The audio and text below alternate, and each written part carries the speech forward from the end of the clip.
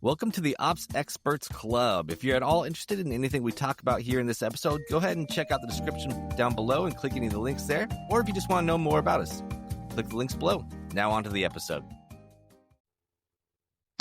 Woo! Ops Experts Club. Experts Club. Yes, dude. It's like you're an echo. It's like we're rhyming. It's like amazing. Yeah, it's like we've done this over 100 times already. You know what would be really cool is if I like sang it and you sang like a harmony over the top of my melody, and it was just like, I think that'd be cool. Yeah. I mean, just I don't know how to do that, but yeah. It's okay. I mean, AI does a lot of really cool things these days, and I think that we could create your avatar that could sing harmony over the top of my avatar singing a melody. I mean, there's some cool stuff out there.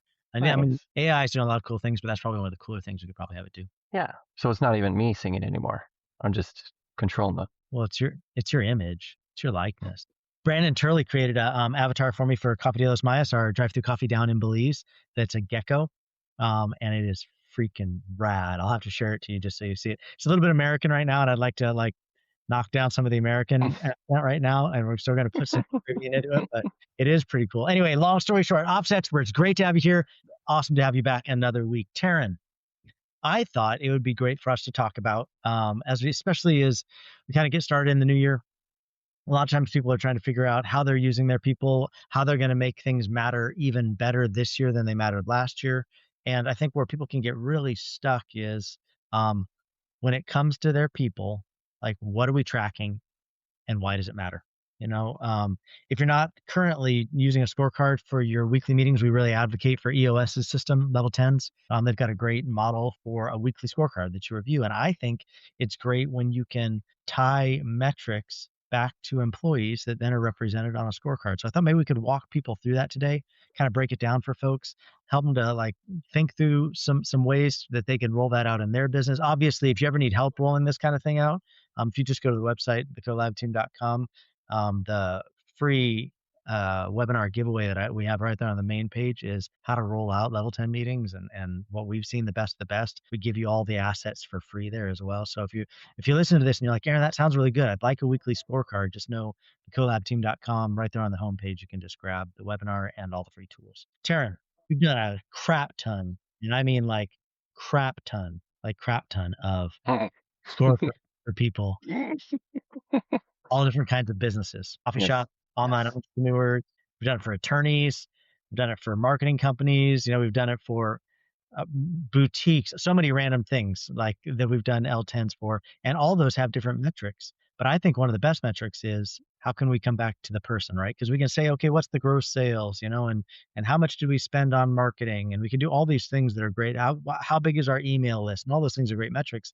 But sometimes that's kind of painted with a pretty broad brush. I think it's really great when you can drill down on specific metrics for individuals and see, are they doing their job or not? Mm-hmm. Yeah.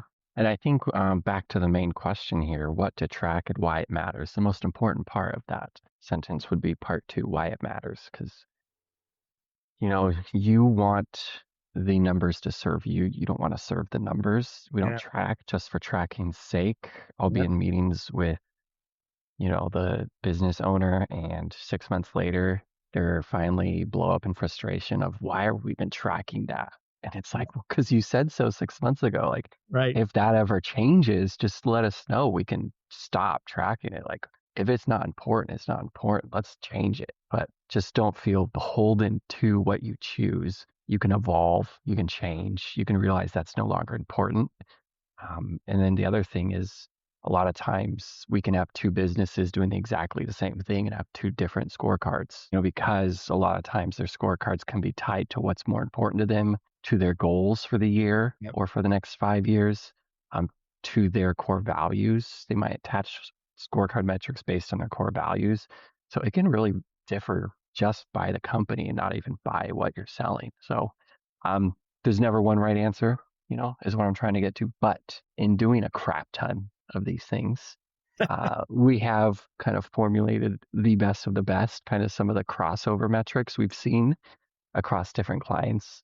And some 5 key areas of marketing, sales, customer support, finance, and socials. Yeah, no, I think everything. Let's break down a couple of those things that you said, because I think it's really good to like identify with words how things work for people. Because sometimes, you and I speak so much EOS, we talk so much EOS. I think sometimes it's easy for us to get an EOS language, and let's just make sure everybody's tracking with us, because I think that that's pretty important. So in the land of EOS, Entrepreneur's Operating System, Gino Wickman's system that comes from the book Traction, scorecards are one of the things that lines out there. And there are a couple of things within the system of how you should run your weekly meeting. Level 10 meetings is how Gino would say to do it. Some of those things can be adjusted on the fly. And some of those things we want you not to touch once you set them, right? And so, we've talked about rocks in previous weeks. I think we even gave a giveaway a couple weeks ago about rocks. But anyway, rocks are something where, hey, I've set my annual goal. That's going to break down into quarterly rocks. You eat an elephant one bite at a time, right? So once you set a quarterly rock, EOS would say, hey, leave it. Like, don't be switching up your goals on people. Otherwise, you're going to confuse your people. People are going to feel like I'm 3/4 of the way done with this. You want me to stop now and go a different direction? And that can create frustration in your team. There are times where pivots can be allowed. But I would say 9 times out of 10, you should probably just stick with your quarterly rocks so it can get you to the annual goal. Scorecard, though, just like you were saying, Terryn, can be something that's flexy. You know what I mean? Like, are these numbers not making sense anymore for you? Like you were saying, sometimes visionary can think, or even team can think, these are really important numbers. You start tracking them and you realize these numbers don't tell the story, right? Because the scorecard should be telling a story from top down, right? Like, what are our goals top down? And if we're spending this much on ads and it's yielding to this much on sales and it's then yielding to this much energy put out in customer experience, are these the outputs that we're seeing and that we're wanting as the through line for the business? Well, there's some metrics you can start tracking that just don't make sense once you start watching them. You're like, that number doesn't tell a good story. You want your numbers to tell stories. So I think, like you were saying, if visionary or team starts feeling like the numbers that we're tracking aren't serving them, I would really advocate for hiding those lines. Like, it can be a temptation just delete the lines, but if you've been tracking some metrics, sometimes it's nice because you might feel like downstream to realize, oh, wait a minute, actually that number was really important. And if you've gotten all your numbers populated for a set of weeks or months, it's nice just to like unhide that field again on the Google Doc and be able to see what those numbers are. So I think hide them or add them. That can happen every single week if you wanted to. But I would say it's better if you can get to what are the best stories that my numbers are telling me, and how can I associate a weekly movement in those numbers that tells me, are we doing good? Are we doing bad? So that we can then create action that comes out of it. And some numbers are monthly numbers, right? Some that you tie off your books monthly. You're not going to have, active profitability probably on a weekly basis, but month over month, you should be watching those kinds of things. But also something else you said that I thought was really good is there are multiple scorecards you could be tracking. You know what I mean? So let's say you have a tech department. Well, the tech department should be doing its own level 10 meeting that has its own scorecard, because there are some numbers that probably make a lot of sense to a tech department that you're not going to roll all those numbers up to your master scorecard for the whole company that your leadership team's looking at. Same thing, the marketing team might have some very specific metrics we want to track for the marketing team, but not all of those are going to roll up into the level 10 for the leadership team. It's going to be each one of these departments has their own level 10 with their own scorecards. So I would say in that, I personally believe if you have a tech team, everybody on the tech team should have numbers they're responsible for that are tied to their role. If you have a marketing team, everybody on your marketing team should have metrics that are tied to their role. Customer service team is another one that does their own L10, and there should be metrics that are really specific tied to people's roles. And the cool thing is, if you can create a job description that has key metrics that people are responsible for, that you're then looking at on a weekly basis, you have a very real time showing of, is this person doing a good job at their job or not? Mm-hmm. Yeah. My favorite thing about building out a scorecard is, Aaron. Dude, tell me. When I'm onboarding with new clients and we're taking them through the meeting structure and getting through all the parts of it and come to the scorecard, and it's something they don't have yet is metrics. We start with a wish list. It's not based on what you can get, it's based on what you want to get. An ideal world, which number would you want to have? Right. And from there, from discussing that with them every time, 100% of the time, this pulls up issues and problems within their operations and business that need to be fixed. Once they're looking at a number and they're like, well, that sounds like an easy number to get. Why can't I get that number? Right. And now we realize, okay, nobody's in charge of that. There's no process in place. Who's keeping an eye on this? And so just by having a wish list of something you want to track, you then open it up to, this is actually a problem area nobody's had eyes on yet. No, that's good. Because I do think you're right. Sometimes we can get into super operational mode of, well, that's a great number, but we can't get it right now. our CRM doesn't pull that kind of number. We don't have those kind of analytics. We haven't dropped cookies on the pages like that to be able to track back clicks or activity on those different funnels. Like, and we can get really stuck in the minutia of can we do it or can we do it or can we not do it right now? But it's like you said, I've seen you go through scorecards where you just color those line items a different color, and you're like, hey, this is for future.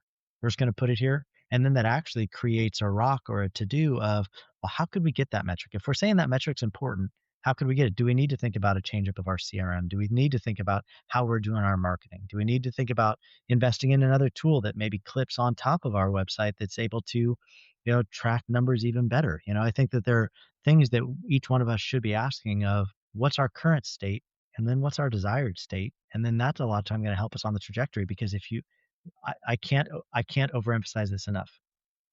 You would be horrified if you knew how many businesses don't track good numbers. Every business tracks some numbers, right? But a lot of businesses only track a couple key numbers, and they only tell a partial story. So then you could be believing only half truths about your business and realize you end up in really bad places because all you've been watching is your sales team and how they're closing. We're not paying attention to our profitability or how much we're spending. You know what I mean? You can be tracking how well the marketing team is doing on ROAS, so you feel really good about the return on your ad spend, but we're not chasing that down to ask, but are they getting us the right avatar? Or is the sales team coming up with goose eggs over and over again because, yeah, we're getting a real cheap lead, but they're the wrong people. The sales team gets them on the phone and they can't close because they're not qualified. So I think really understanding this is the story that your scorecard should tell from top of funnel all the way down to desired place, and then associating metrics back that you can hold certain people responsible to tell the story, right? Because sometimes I've also seen people to you that come up with their numbers and they just assign it to a rando, like some random VA that's overseas that doesn't even show up on the call, that's filling out the numbers. We look at the numbers and somebody has a question about it. They're like, hey, that doesn't look right. Like what's going on with that number? Nobody on the call knows because nobody on the call is responsible for it. And I think that doesn't serve anybody well either. So I'd say assign a name to it for somebody that's going to be on the call. And it's okay still to have, somebody that's overseas maybe pull your numbers for you, as long as you realize if your name's next to it, you've got to explain why it's right or wrong. Yeah, that's the most important part there. Man, I just had a thought and it left, Aaron. You got me so excited about that last part. It jumped out of your head. I was that enthralling. I had engaged you that deeply in all of my deep wisdom. Yeah. Shoot, it'll come back later. It's okay. Terryn, why don't you give our amazing listeners some examples of role-specific numbers that could be on a scorecard? And maybe just like shout out, like this is the department, this is the number. This would be a good example of the person that should be responsible for that number. Absolutely, Aaron. I was expecting you to ask. In the marketing area, we've got a couple of options here.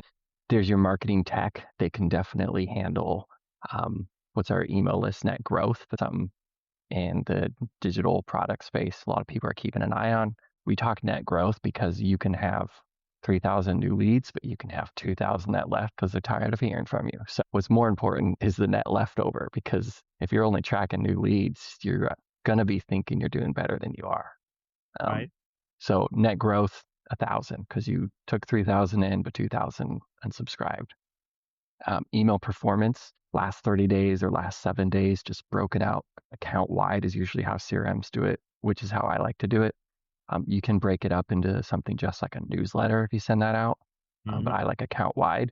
So what's your open rate and your click rate? You really want to see that steady. It's usually, if you're a healthy email sender, it's usually just going to be steady. You can get little upticks if you wrote something gold. You can get downticks if it's bad, but it's not like it's going to go from 20% to 70% to 20%. It's like if you're healthy, it's going to climb up 40, 50, 60%.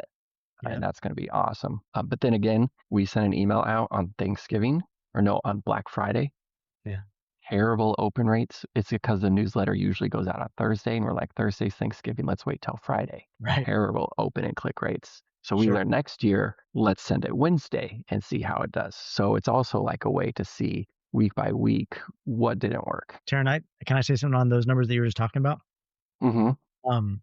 Something that John Acuff's team did that I really liked about their scorecard that was really cool was, a lot of times visionaries can complain about their marketing firms. They're just like, are they really effective? Are they really doing it? Is it really producing? But so we started trying to determine like how can we get to the bottom line of that, like how can we split out John's earnings from speaking on a stage to John actually from a stage driving people to a digital product, and so the marketing teams would create these lead magnets that would, hopefully get some downloads and hopefully add people to our newsletter. Like that would be the hope on their end of things. So John, the speaker, would get paid to be on stage, but as soon as he brings up a slide, like, did people capture that QR code? Did they then go to the landing page? Did they then download the tool? Did they then get added to the newsletter? And it was a really clean way for us just to watch marketing efforts on, did that lead magnet, was that interesting to people? Was that a good slide? Did people take action on it? Did people seem to want it when they got to the page? Did the page convert? I mean, did people actually download that particular lead magnet? And then from there, did we actually make sure that they were added to the newsletter? Because sometimes you can get stuck in any one of those, right? And it's really easy to have those siloed out, and this person's creating it and this person's presenting it, and then nobody's really watching it. And we felt really good about the energy expended, but is it really yielding? So I think that it's a great example of when you start tracking numbers in a funneled way, like you're talking about with emails and people getting added to a newsletter. Like, how are we adding them to a newsletter? Are these lead magnets working? I know Pace Morby we used to track like 6 or 7 different lead magnets of his. And it was like, hey, are these working? Are these not working? Because I think then it gets you really clear on, should we keep dropping that in the DMs? Should we keep including it like John Acuff up on his slides? Is this yielding what we want? And so getting really clear on, what do you want? Yeah. Do you want more downloads? Do you want more newsletters? Like, are you trying to get them all the way to a sale? So I think that each one of those things is a pretty cool thing to watch. Mm-hmm. Yeah. I mean, which leads to sales, what are your total weekly sales, either by volume or by dollar? Are you tracking quarterly, monthly, year to date? Do you want to track those totals as well? You can even go by rep, probably not on the leadership one, but in a sales department, you'd really want to be keeping metrics by rep. Sales metrics are huge. And that's actually where a lot of people are already doing well, because it is such a metric driven position. But you also want to see closing rate, calls booked and completed. Keep that in mind with your sales, customer support. Wait, pause there. Can I say something about there? I think that last thing you said was so good. And I want to make sure people don't lose it. Sometimes you can just watch the number, like amount of money coming in. So maybe the marketing scorecard leaves off with, we drove you this many leads, right? Because that's what marketers are looking for. How many clicks, and then how many, whatever the call to action that we're trying to drive marketing efforts to, right? So then when it gets to book of calls, they can feel like their job is done, right? So we bring it all the way down, that moves to sales. Well, then, like you just said, the things that you should be tracking from your sales team is calls booked, calls like attended, how many shows, no shows did you get? And then how many did you close? And I love that when it's all on one line item, where it's like, this how many booked, this how many showed, this how many I closed, and then a percentage of closing. Man, so of total booked, or of total shows, this is how many we closed, and a percentage that you're holding each one of your salespeople accountable for. So maybe you roll that whole thing up into a main leadership team of, hey, full sales team, this is what our show rate is, this is what our closing rate is, this is our percentage. But drill it down in a sales L10, where just like you said, you stack your 6 or 10 sales guys end over end, numbers over numbers. It shows very, very quickly who's performing and who's not performing. And you don't have to say anything. Make them put their numbers in, right? And then see how the meeting goes. And when you line people up side by side like that, shoulder to shoulder, it just becomes very apparent. And I think that it takes a lot of the even coaching out of it. Like, it's, hey, so your numbers are down. What don't you have that Bill has? Because Bill's kicking ass and taking names with the same stuff. So where's the problem? So I think that, just getting it really clear so there's not slippage, especially for sales team, because sales team loves to tell stories, right? They're paid storytellers, right? So you let them just open the floor to a narrative, and they're like, well, I got on the phone with Sheila, and Sheila was telling me this about this, and then we got stuck on this, and I was telling her about this. And it's like, I don't care about any of that. All I care about is how many booked, how many showed, how many did you close. And if your rate is down, like, let's get to the bottom of that, because I'm only going to let you go so many week over weeks like that. Mm-hmm. Yeah. Another quick one I can jump to is customer support. Yeah. And that's usually tickets, how many are created, how many are solved. Yeah. Full time to solve, ticket backlog, that kind of stuff. Yeah. First touch point. Right. I think it's really important, and I think we can probably button it up with this one and just lean in here a little bit. And that is, like, all your marketing efforts should lead to sales efforts. All sales efforts should lead to customers in the kitty, right? And like, these are our paying customers that are moving forward with us. So I need to know that when they reach out, they're being beaten up in a time that's appropriate. I mean, that they're not taking forever to be replied to. So I think exactly what you said, like what's the turn time? Like from first reach out, how quickly are we responding to people? How many emails, how many open threads do you still have in your inbox? I mean, like I think any of the ticketing will tell you that kind of stuff now. But just Mhm. determining how backlogged are your people. It's 300 emails out there, and week over week, we're looking at about 300 emails there. Probably need some help. And Moose really agrees with that. And that's the thing that I appreciate about Moose. Terryn, we've done a great job today talking about metrics, tying them back to your people, and then holding your people accountable to them. So I hope ops experts, you guys appreciated all that. Once again, if you want any of those assets from the EOS Level 10 meetings, we did a great 30-minute webinar, and we did some Q&A, and I give you all the tools. It's on the collabteam.com, and check it out there. Otherwise, ops experts, thanks for tuning in today. Terryn Turner, thank you for being a king at all your metrics, because you crush your metrics. Yeah. See you later. See you, man.